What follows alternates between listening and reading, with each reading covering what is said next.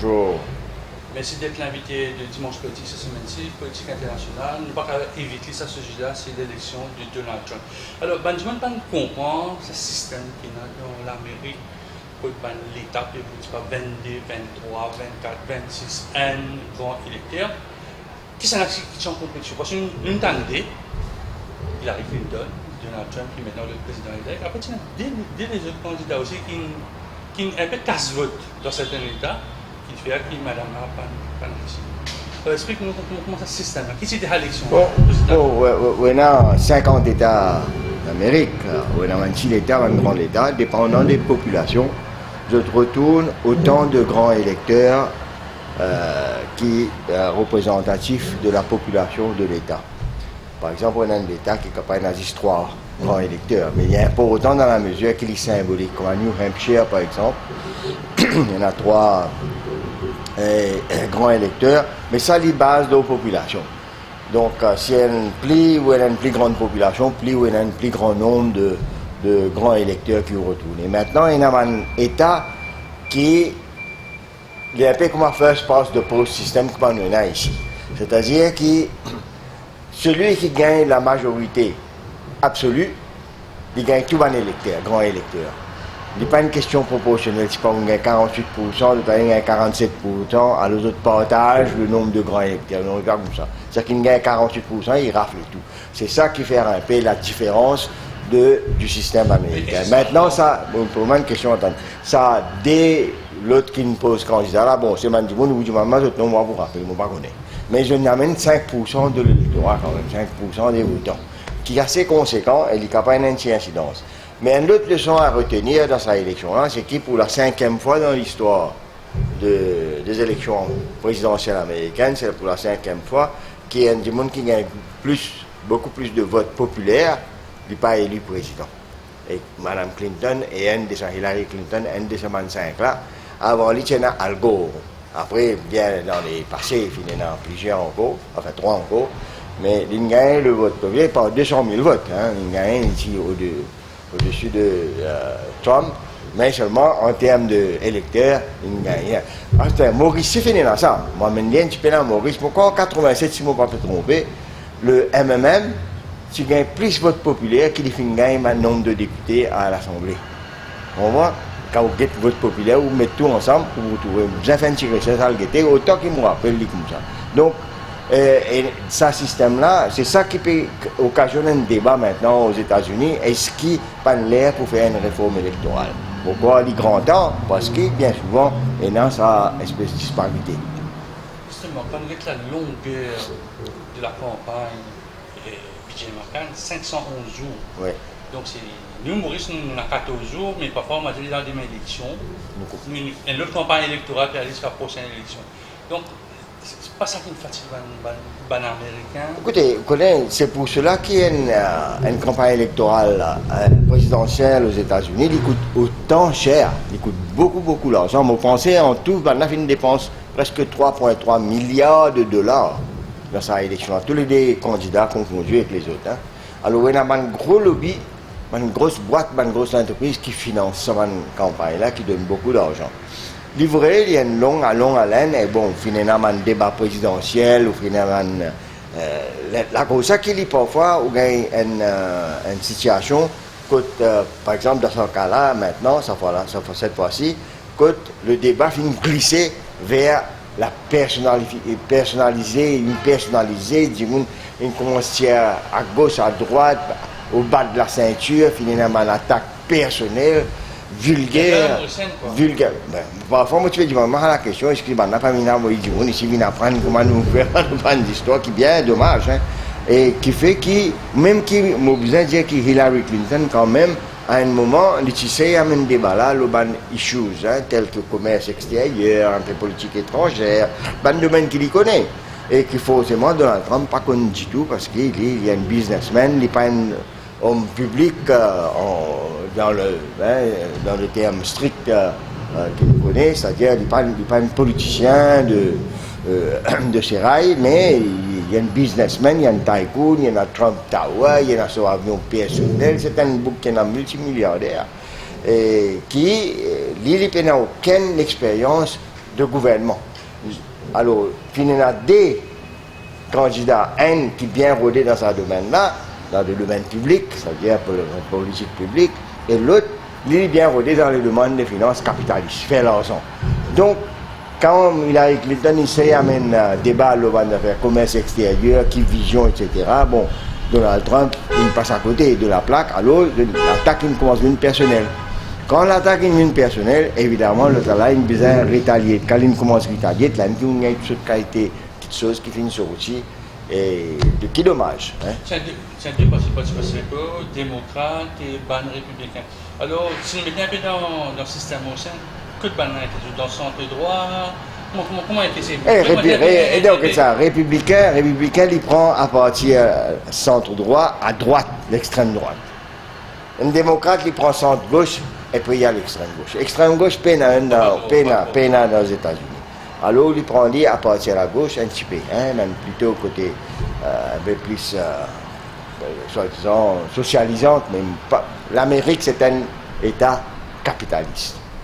Donc, qu'il est démocrate, qu'il est républicain, finalement, de tous les deux, non, ben, même repère partout, donc c'est à partir de là. Qui vient à nous retenir de sa élection? Mais pour ça que moi, mon retenir personnellement, c'est que c'est une grande plaque qui tout observateur politique qui nous était, nous gagné, hein, parce que, bon, pensez, deux par le monde, si vous voulez faire un recensement, mais évidemment, on a un de la tête là-dedans qui peut dire, genuinely peut-être, un de genuinely qui tu pensais, Trump, pour gagner, mais pas pour gagner, mais qui pensait qu'il bien gagner. Mais la plupart du monde, ils pensaient que c'est Clinton qui peut gagner. D'ailleurs, tout une grande entreprise de sondage fin montrer qui est bon. Et puis, ce qui m'a continué à dire, ça c'est mon assessment personnel, c'est qu'il fin gagne une élection présidentielle en des gens qui sont très impopulaires. Ça gagne de cette façon. Impopulaire, même Hillary Clinton, c'est bien impopulaire, même parmi les démocrates. Pour plusieurs raisons. Parce que quand même, il y a un passé politique, donc il est ouvert. L'autre là, il y a un passé plutôt, bon, on va pas laisser Ribano, parce que c'est quand même le président élect, mais il y a un passé qui n'est pas trop clair et net. Donc, des gens qui pensaient qu'ils ont besoin de faire un choix, ils ont pensé préférer gagner Clinton, qui connaît d'ailleurs, qui connaît un peu la politique, pousser, amène, c'est-à-dire, vote the lesser evil, hein, en D, the lesser evil, alors vous vote parce que quand même, vous pensez, il y en a une expérience des affaires d'État, et il n'est pas pour prendre une décision rache, qui, Trump, il fait nous quoi, il vous prend, parce que ça, quand vous êtes sur une rhétorique avant l'élection, mais c'est faire perdre. C'est une de droite, ça de... Oui, épouvantail. Non, même des rhétoriques personnelles, il n'est pas content ça, il n'est pas content l'autre, il est pour mettre miraille, il est pour faire un musulman déo, il est pour empêcher les autres rentrer, quelque chose, il est pour mettre en question tout le politique sociale des démocrates, il est pour casser tout. Il met un éléphant dans un magasin de porcelaine, là, il ne trompe pas, il est pour casser partout. Bon. Ça, c'était ça. Alors, les choses qui nous retenaient de cette élection-là, c'est que malgré tout ça, un épouvantail, qui tout comme Washington Post, CNN, économiste, tout un grand New York Times qui endosse Mme Clinton, mais qui se fait penser qu'elle gagner, mais c'est pas ça du tout. Donc, mon pensée, c'est une leçon à retenir, comme quoi que les sondages ne sont pas tout à fait. Quand il y a un sondage à une semaine, Mme Clinton, gagnant, tu as 316, après il y a un résultat qui gagne, ou en tant qu'homme politique maintenant. Et si, bizarre quoi dans ce sondage, parce que là, il gagne les sons. C'est pas la première fois qu'il y a un sondage, c'est aussi pareil. Il gagne, après il trouve qu'il. Vous pensez qu'il. Oui, le fait qu'il y ait un sondage là, puis filtrer, puis donner tous les jours. Ça dépend. Et l'effet inverse sur l'électorat. Évidemment, parce que quand même, sondage, il y a une petite influence. Du monde content, connaît à galoper à la rescousse de la victoire. L'équipe gagnante. Quand les taux sondage peut donner un tel gagnant, ben, il pensait qu'il est bien à la direction là. Hein. C'est ça la façon, bon, c'est une réaction assez humaine. Vous pensez quand même que les sondages, il y a un effet pour faire un candidat corriger un peu le tir de cette bande politique. Ça veut dire que si je peux perdre dans un sondage, c'est parce que peut-être cette bande propos pas disons, aux attentes de la population. Donc, qui je fais un sondage là, exact pour recentrer le tir un peu. Mais ceci étant dit, comme on peut dire, au sondage, il donne Mme Clinton gagnant, mais seulement le résultat fin autre que ça. Il paraît comment vous faire un sondage, avec moi les courses, du monde là, il a loupé, il dit, où ça a tel peut gagner, il dit, où il se dernier net. Bon, sondage, il y a sur ban Valère, comme il y a aussi sur ban l'effet, papa. Côté nous, bon, moi, Paul Béranger, tout le temps, il dit, pas quoi dans un sondage, et possiblement, c'est lui qui a raison, hein. Mais il croit dans le sondage, il dit, où ça va un sondage, là, nous connaissons comment faire. Ça aussi, c'est vrai, parce que quand on fait un sondage, et vous ciblez une catégorie de population, évidemment, vous gagnez une réponse qui vous, puis envie d'attendre, ça est beaucoup d'attendre. Mais si vous prenez vraiment un sondage qui ne dit pas qu'on dit du tout anonyme, là, peut-être qu'il y a un effet. Un bonne fille dans cette élection-là, c'est qu'il peut-être un jeune, vous et moi, nous suivons beaucoup d'élections américaines, et là, ça les cause à jusqu'à la nomination qui nous fait dans le mois de juillet pour un grand candidat. Est-ce qu'il le fait que Donald Trump élimine son adversaire plus vite qu'Hillary Clinton, il y a un effet? Est-ce qu'il y a un effet Bernie Sanders sur Hillary Clinton? Absolument. Du monde qui est parti lire Hillary Clinton, je parti les lire avec et mais du tout. Alors, mon pas pour surpris, c'est un peu man qui tu prends le vote Sanders, soit pas dans le voter, ou il a le vote de l'autre côté, pas mépris pour Clinton. Pour Clinton, pardon. Mais une affaire qui suit, même qui Bernie Sanders, alors ça, il fait une différence. Bernie Sanders, il prend sur le temps pour lui endorse Mme Clinton. Il prend un peu le temps après ce défaite, après que Mme Hillary Clinton gagne les primaires côté démocrate.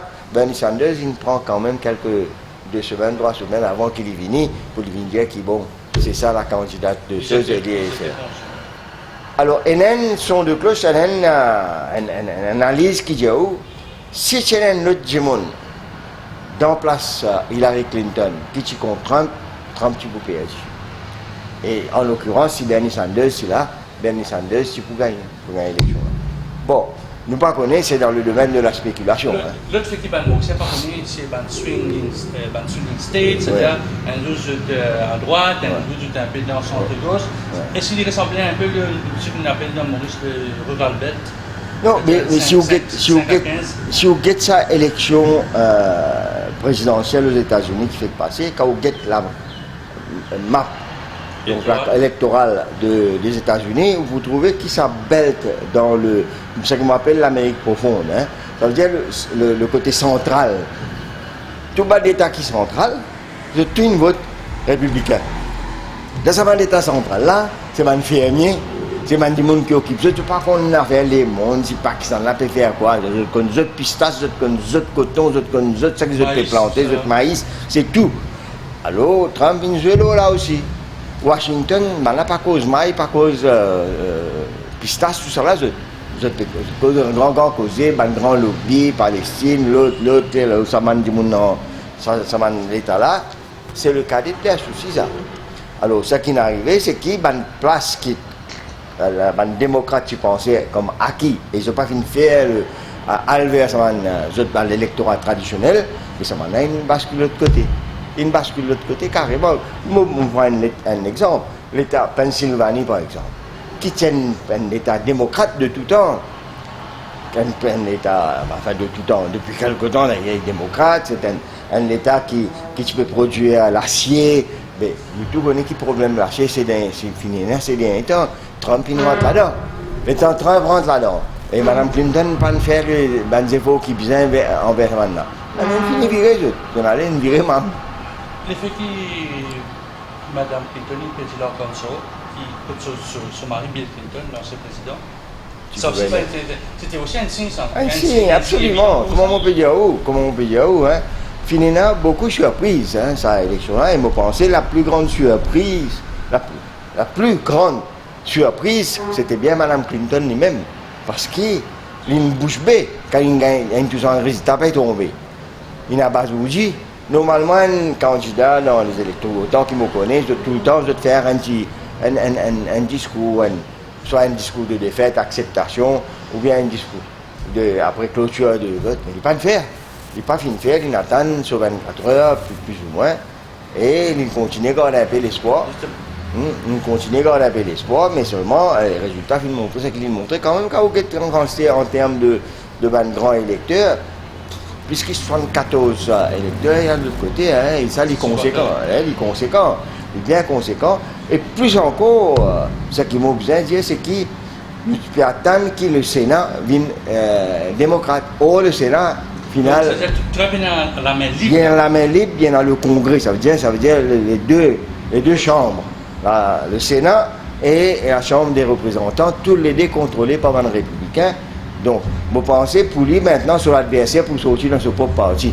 Pas oublier que Paul Ryan, qui tient un candidat pour les primaires républicaines, le président donc, de la Chambre, et lui, le Sénat, donc lui, à un moment, il retire son endorsement, il retire son soutien à Trump.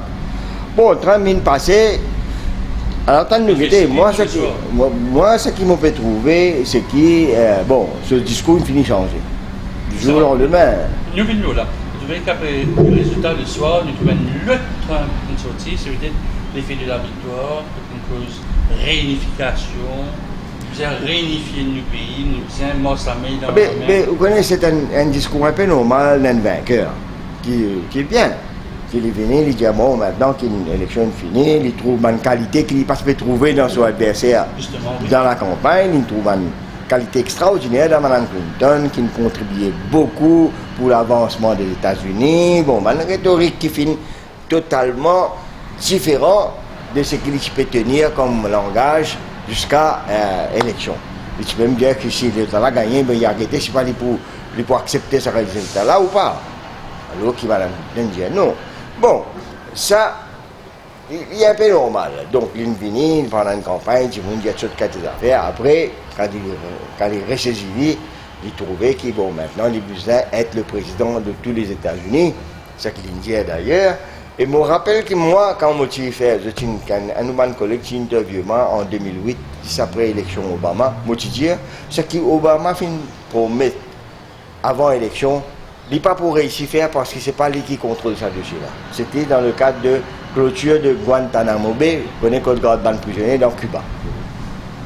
Ça qui me connaît, moi, dans le système des États-Unis et même dans l'Angleterre, pendant certains dossiers, c'est un mandarin, c'est-à-dire un fonctionnaire.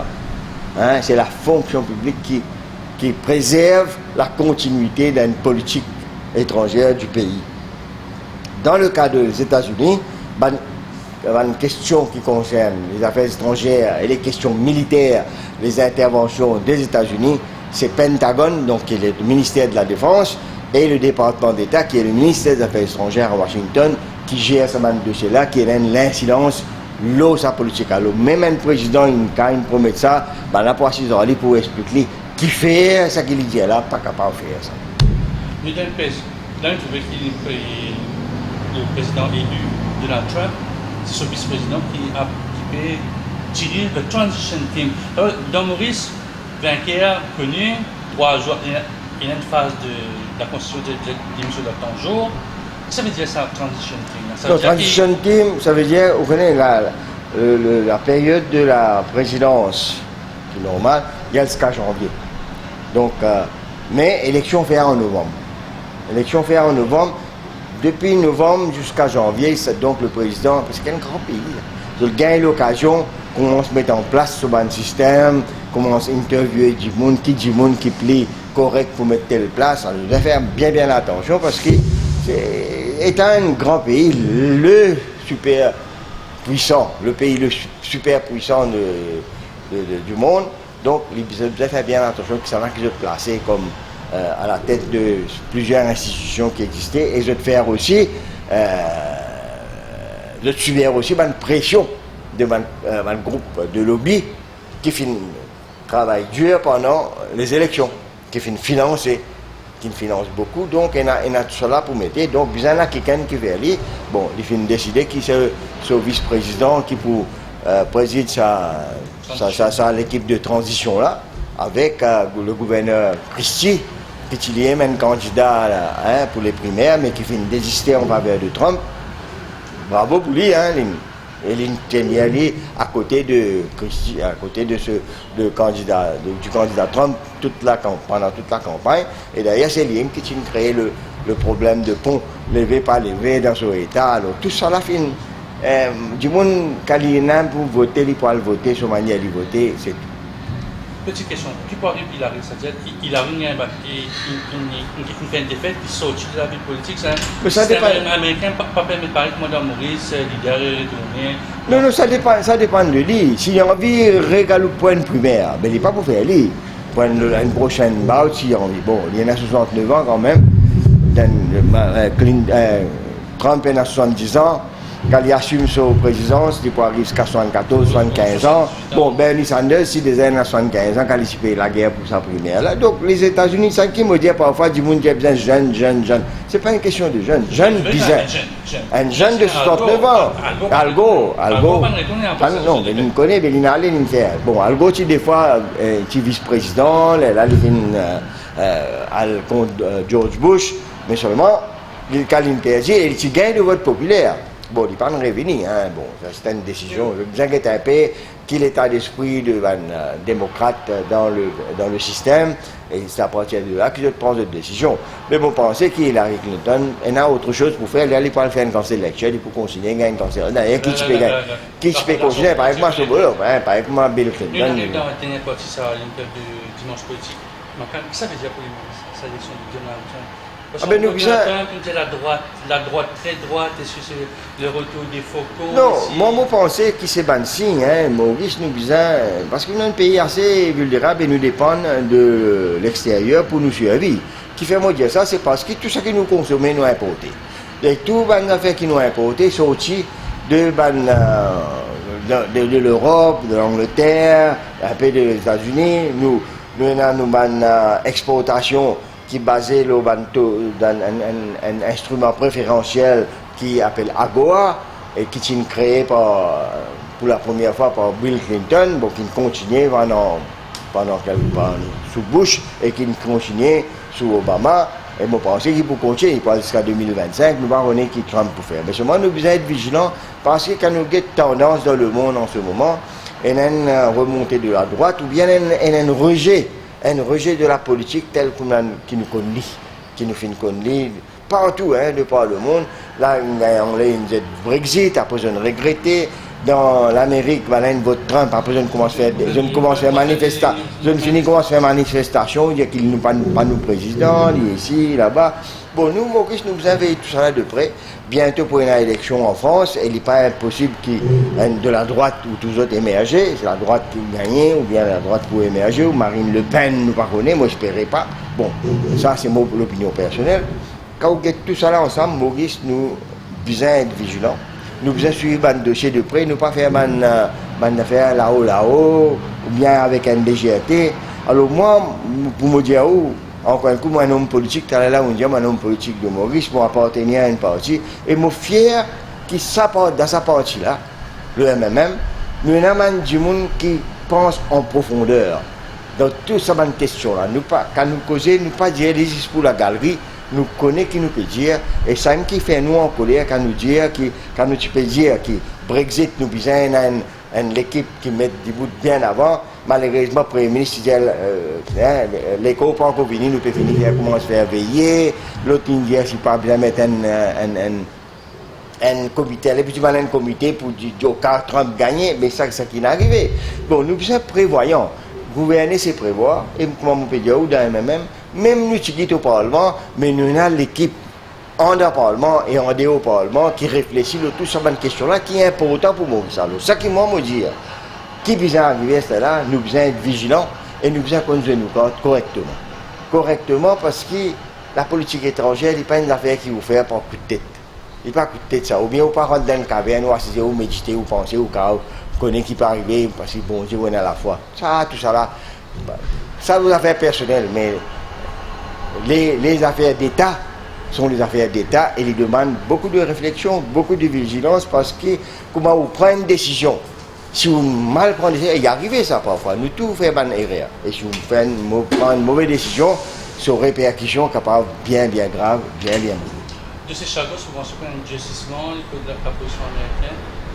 Enfin, nous ne connaissons pas comment on peut dire, hein, mais on ne pas tout, on va entendre Trump, cause du tout, on va faire grand dossier politique étrangère, on va des choses, on demande moi, on fait sa réflexion, il pas peut-être qu'il pas même connaître que chaque chose a été, Diego Garcia possible d'entendre parler, et d'une base, mais pour dire qui répercussion, qui ça est là, qui paye là. Bon, là, il faut gagner ce briefing avec Obama, avec l'équipe avant qu'il y prenne. Ça aussi, il est important là-bas parce que je fais un briefing, un handing over propre. Tout va un grand dossier. Et je pense que chaque fois, nous sommes bien vigilants, nous ici, pour nous positionner, nous sommes pions. Hein? Je travaille au sein de l'OIA, moi, je pose l'OIA, mais la question africaine, on écoute de l'intérêt pour pas. Oui, mais justement. Et mon comment nous intervenir dans la radio. Oui, pas qu'on équipe est arrivé. Pas connaît, oui, côté africain, parce que à aucun moment dans son intervention, dans son rhétorique avant l'élection présidentielle, il n'est pas fin cause du tout qui sont politique étrangère pour l'Afrique, qui était ça. Et non, pas existé ça. Alors maintenant, peut-être qu'il faut développer une chose, il faut baser sur ce qui existait. Bon, pas tout dit pour faire grand changement, donc peut-être il faut continuer comme ça, et puis quand il commence à grandir à la cour, peut-être il va penser, parce que quand même l'Afrique c'est 54 États africains qui ont une importance stratégique, pas seulement au niveau géopolitique, mais aussi au niveau commerce, mais aussi au niveau de instances internationales, comme les Nations Unies. Jean Martin, je vous remercie beaucoup d'avoir été l'invité de Dimanche Politique. On va inviter dans le mois de janvier, vers la fin du mois de janvier, on a fait un bilan d'Obama, parce que beaucoup, on se dit pendant les 8 ans, il y a une série qui nous suit. Absolument.